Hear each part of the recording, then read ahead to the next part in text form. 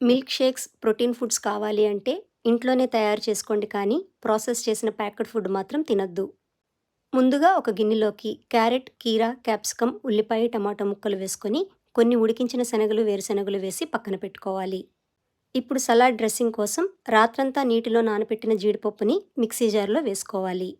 ఇందులోనే కొద్దిగా మిరియాల పొడి, వేయించిన జీలకర్ర పొడి, 4 వెల్లుల్లి రెబ్బలు, మీ రుచికి తగ్గ ఉప్పు, కొద్దిగా కొత్తిమీర, ఒక స్పూను నిమ్మరసం, ఒక స్పూను ఆవ నూనె వేస్తున్నానండి.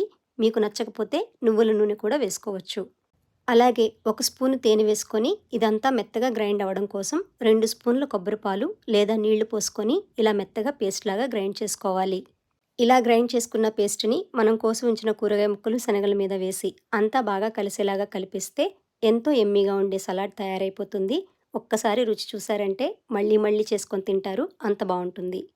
మీరు తాగే ప్యాకెట్ పాల కంటే కొబ్బరి పాలు చాలా స్వచ్ఛమైనవి. ఇప్పుడు జ్యూస్ జార్‌లో ఒక గ్లాసు కొబ్బరి పాలు పోసుకోవాలి. ఇందులోనే రాత్రంతా నీటిలో నానబెట్టిన చియా సీడ్స్ వేసుకోవాలండి. చియా సీడ్స్‌ని నానపెట్టకుండా అస్సలు తినకూడదు. ఒక గ్లాసు స్మూతీకి 2 స్పూన్లు నానబెట్టిన చియా సీడ్స్ వేసుకుంటే సరిపోతుంది. అలాగే తీపి కోసం ఒక అరటిపండు, కొన్ని ఖర్జూరం ముక్కలు, 7, 8 నానబెట్టిన బాదం పప్పులు వేసి మెత్తగా స్మూతీలాగా బ్లెండ్ చేసుకోవాలి. మనం వేసిన అరటిపండు, ఖర్జూరం వల్ల వచ్చే తీపి సరిపోతుందండి. మీరు తీపి ఎక్కువగా తినేవారైతే పైనుండి ఒక స్పూను తేనె కలుపుకొని తాగొచ్చు. మిల్క్ షేక్ తాగేటప్పుడు క్రంచీగా ఉండటం కోసం నేను కొన్ని వేయించిన గుమ్మడి గింజల్ని పొడి చేసి వేస్తున్నానండి. ఇంతేనండి. ఈ మిల్క్ షేక్ చాలా అంటే చాలా యమ్మీగా ఉంటుంది.